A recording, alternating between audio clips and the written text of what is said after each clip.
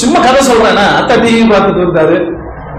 பார்க்க பார்க்க ஒரு மாதிரி காட்சி வந்துருச்சு. உடனே இவருக்கு ஈமான் பதறது. பையன் கெட்டு போயிருப்பானே, டேய் போய் சுடுதண்ணி வைட்டோட அம்மாட்ட. பையன் எந்திரிச்சு போயிட்டான்.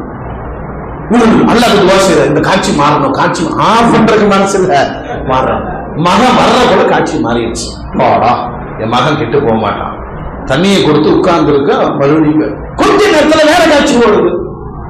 இந்த ஆளுக்கு என்னடா பண்றது அப்படின்னோட வேற ஆபாச காட்சி ஓடிட்டு இருக்கு.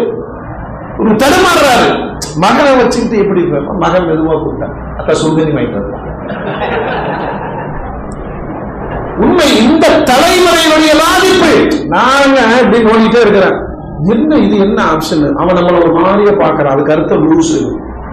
உனக்குல இந்த செல்போன் பார்க்க என்ன, இது என்னடா கொடுத்தா எங்க